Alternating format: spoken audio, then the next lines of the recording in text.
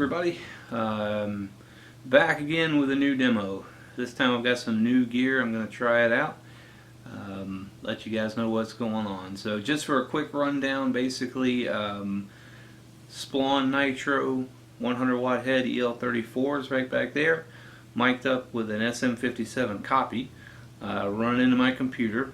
Off screen right there I've got an SM58 trying to pick up the vocals. Usually on these demos I just use the camera mic, but I wanted to try to use microphones to record it, so hopefully that'll work out. But anyways, that's what we're using. 2005 Les Paul Custom. I'm going to run through the demo, just do clean, Overdrive 1, Overdrive 2. I've got a Boss SD1 Wazacraft pedal off screen, and at times I will reach over and kick that in. After the video I'll do a little commentary, but for the moment I'm just gonna do the playing. You'll see me reach over here periodically, and what I'm doing is I'm cutting off the vocal mic. It's in front of me, that way just the one over here is picking up. So we'll start with clean. Here we go.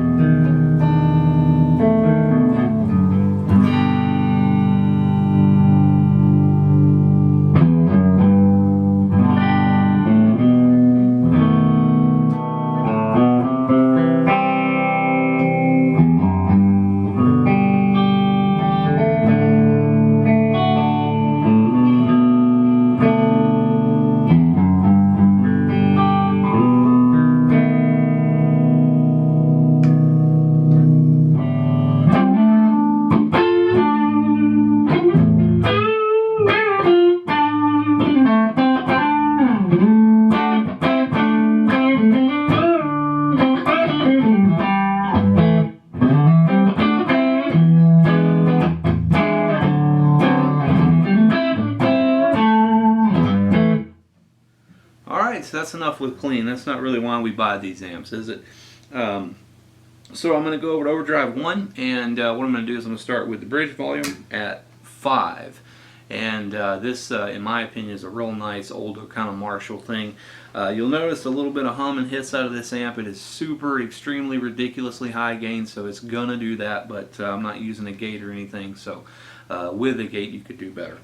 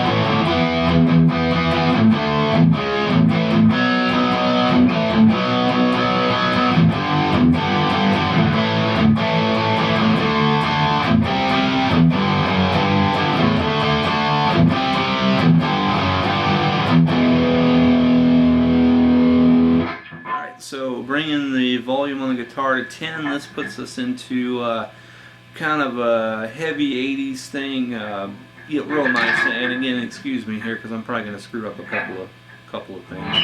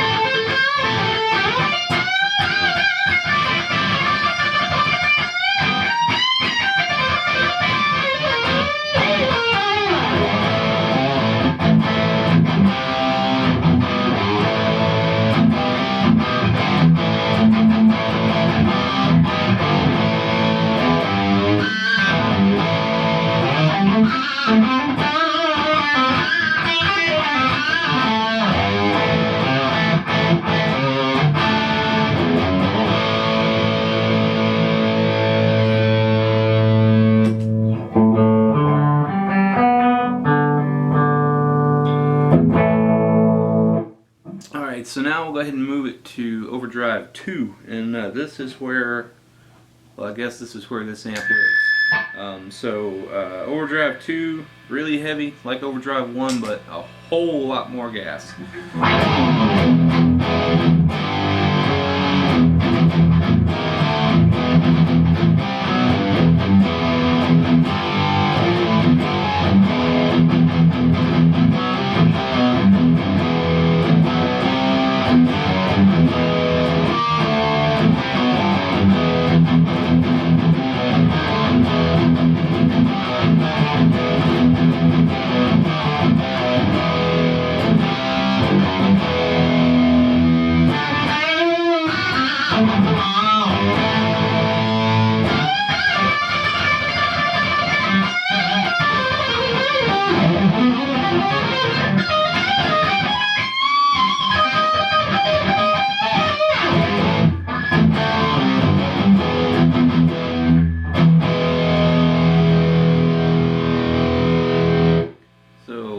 We'll do the obligatory heavy riff.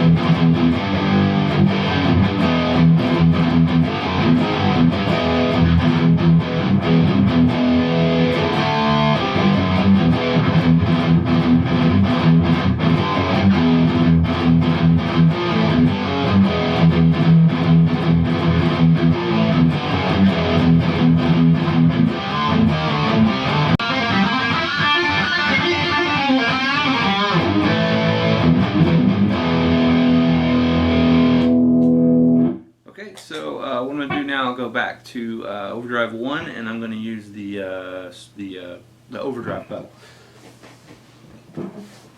Alright, so this is the Overdrive on the clean. It's just set as a clean boost, no gain on it, just the levels all the way up, gains all the way down. So this is on clean with the Overdrive.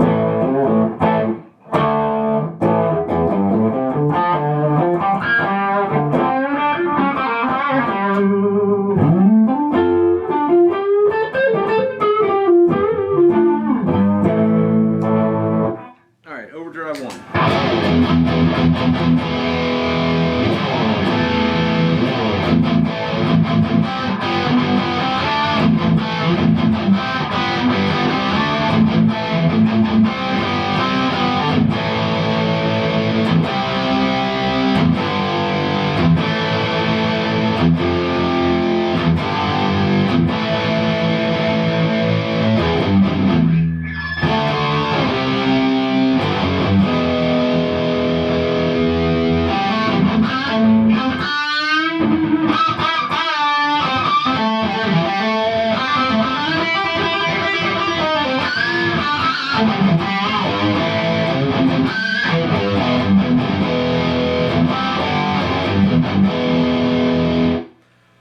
Overdrive 2 with the boost, and this is where your detuned modern metal guys live at right here.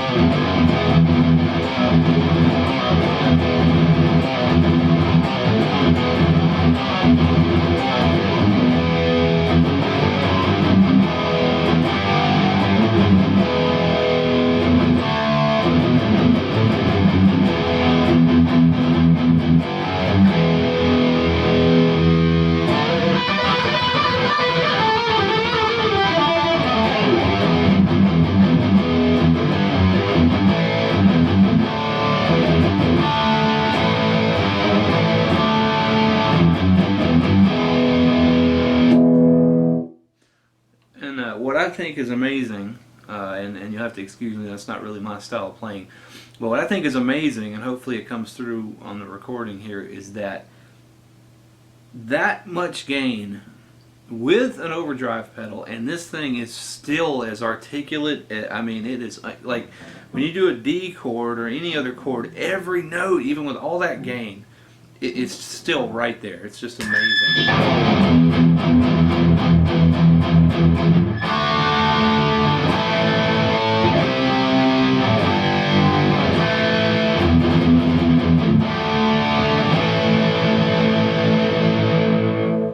Absolutely mind-boggling to me that it does that. So just awesome. I'm gonna go to drop D for a second and make some funny noises over there.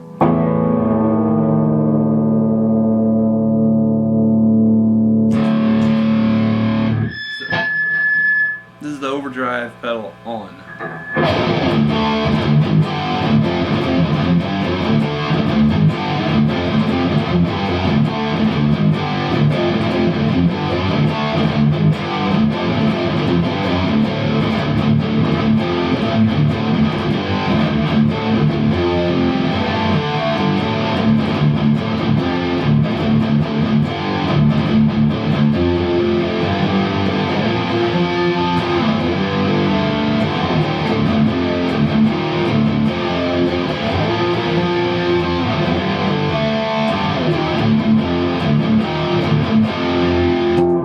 Turn the overdrive off and do that again.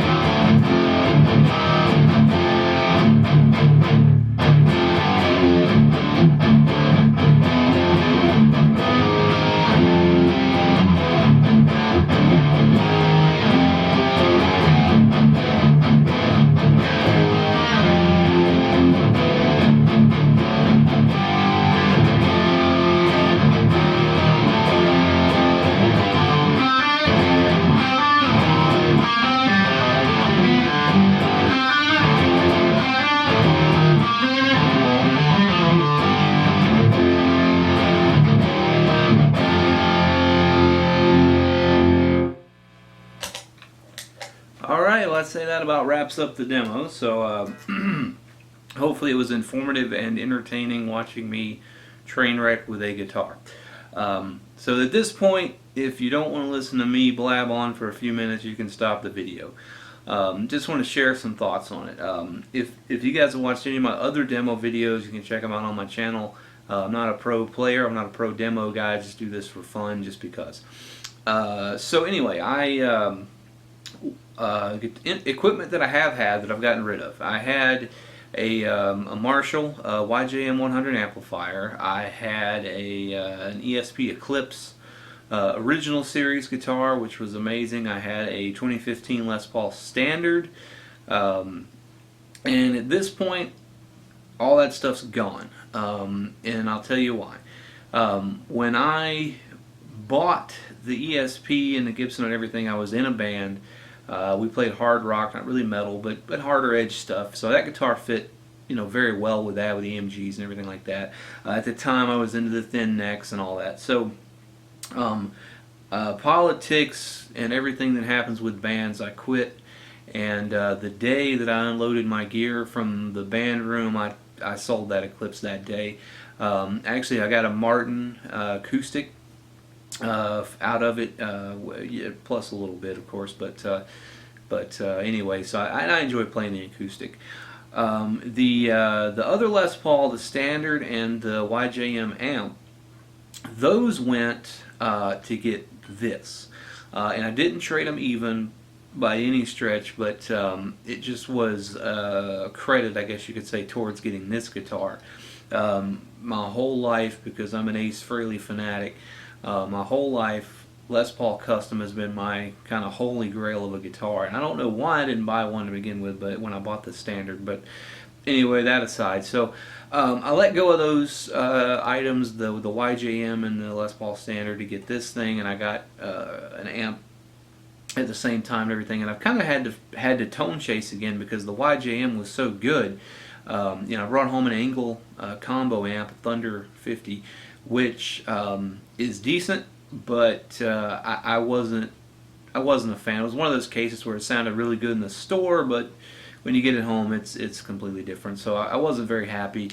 Returned that. I brought home one of the Mesa Mini Rectifier 25s, and again, really good amplifier, but nowhere near what I was looking for. I fought it for years, and I tried everything not to be, but it turns out I'm a Marshall guy. If it doesn't have the Marshall sound, it just doesn't sound right to me. I've obviously a lot of amps out there from Mesa Boogie, Engel, Bogner, you name it. They sound really good. They work very well for a lot of people, but for me, it's just not my sound. I don't usually play drop-tuned metal, so something like that it just doesn't work for me. So the Splawn here came about on Craigslist. I got what I think is an awesome deal. Traded a Fender American Strat heads up for this thing, and like I said, I think that's a great trade that I made, and I'm pleasantly surprised with the amp. I didn't really know what to expect, but it's really good. Hopefully the demos convey that. But yeah, this amp is just phenomenal. Obviously it'll do the Marshall thing, but it's got a little more edge, and then it gets into just idiotically heavy all at the same time, so it's great. Anybody looking at a Splawn, I would recommend it because it's really good. Again, this one's the Nitro EL34 version. It's 100 watt. Really badass amp. So anyway, but now I want to also address the guitar. In my videos before, I did, and it's got a lot of views, so if you guys have watched it, thank you, because it's got thousands of views, and I never imagined it would have it. But I put the 2015 Les Paul Standard up against the ESP Eclipse. Now the Standard, obviously, it's a production line guitar. The Eclipse was a custom shop, so there's going to be a difference. And in that video, I just went on and on about how much better the Eclipse was. Gibson can't come close to the quality, yada yada. Here's the fact. I now have a Gibson custom shop, and I'm going to tell you right now, there is no discernible difference between this and the Eclipse. The Eclipse is better than a production line Gibson, but so is this.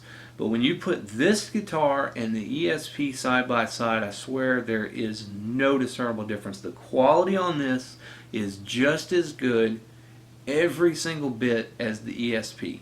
I promise you, the fretwork, everything on it is just as good. So all the guys that say ESP is so much better than Gibson, it depends on which model you got. Because if you have a custom shop instrument from both, then there's really no difference that you can tell. I mean, other obviously than the look, the feel, the tone, but as far as the build, the quality, and everything, they are head to head. It is awesome. So I'm really glad that I got the Gibson. My preference for necks has greatly changed lately too. At the time when I had the ESP and everything, I liked the thinner necks, but I got to the point where that was sort of just aggravating to me, the thin neck with the jumbo frets. It just wasn't my thing, and it wasn't like a Jackson where it was flat and thin. It was round. It was just very tiny, very narrow, and the frets were just enormous on that guitar, which for a lot of people is great, and I did like it. It's just that my preference has switched. This one has a 50s neck on it. I've never played a 50s neck until this guitar, but in my opinion now, this is the best neck in the world. Because when you're playing the ESP and you do a chord, for instance, there's kind of nothing in this part of your hand. It's just empty, and there's like a big gap to the back of the neck. But on this one, it almost fills your hand to where it's just so natural. Your hand just wraps right around it.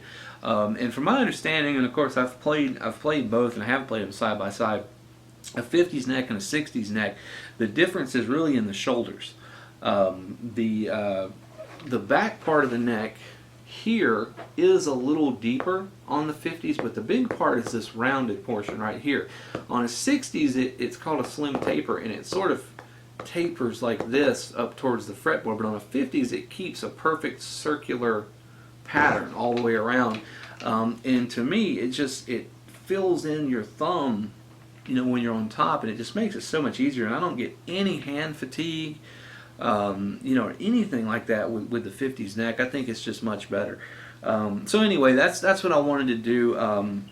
As far as these amps go, I think that it's really preference. The YJM is phenomenal. It's a very sought after amp. A lot of guys, that's like their dream, amplifier, and it is every bit as good as you've heard. I promise. The Splawn over here is also every bit as good as as you've heard. I promise, because this thing's handmade. It is American made. It's got top quality components throughout. Everything is just really, really great with it. Splawn 2 is really cool. If you have the money and you want a brand new one, you can have it customized. You can put it in any kind of head box you want, whatever knobs, whatever colors. And I mean colors, they do racing stripes, they do metallics, they do orange, green, blue, purple, whatever you want, they can do it. You can get it in like an 800 style head box, a plexi style, which is this one. But they also have a not a hot rod, but a nitro style box too, and you can get clear front panels and just all kind of stuff. And to me, it's kind of cool that you can get an amp that you can really customize, and you can make it sort of one of a kind. And they do cabinets as well, so it really, if you think about what'd be cool, like, I don't know, just a black amp with red racing stripes, right? But your cab matches too. The stripes go top to bottom. I think it's really cool, and the prices are great. These amps right here sell for right at $2,000, which is a lot, but at the same time, it is cheaper than a lot of your Engels, some Marshalls. It's right about on line with Mesa. So I think it's a pretty good deal in amplifiers too, if you're looking for something that's going to really be a great amp, very versatile. As you heard, there's 3 channels, which all have a very different voice, and the clean is just bell-like. It's ridiculous. And then, the overdrives are just great. I have it EQ'd very martially, which basically means I've got the mids and the treble at about 6, the bass is about a 4. Presence is 5 to 6. Resonance is right there with the presence. Gain is on, it's about 1 o'clock, so 6 or 7. And believe me, beyond the point that I have the gain, if you keep turning it, this thing will get so saturated, it's just unbelievable. You know, and to me, it has a sonic quality of almost like a pre-recorded tone.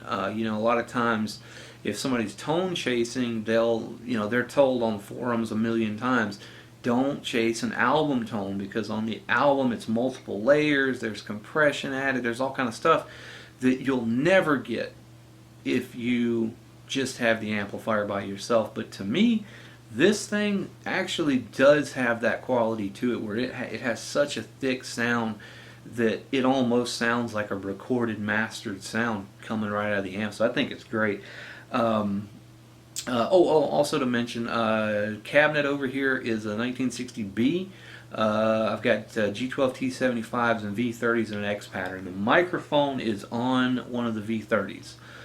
So the microphone recorded sound is a vintage 30. I want to try to maybe overlay the audio from the camera, because it usually does a good job, and then the mic to get a full sound, but may end up just putting out 2 videos, one with the camera, one with the mic. I don't know. I know the vocal mic isn't picking up very well, so I'll have to work that out. But anyway, I'm just rambling on. I'm sorry. So anyway, thanks for watching the demo. Hopefully you enjoyed it. If you got any questions, just comment. I always respond. And if you're looking at a Les Paul custom or a Splawn, buy it.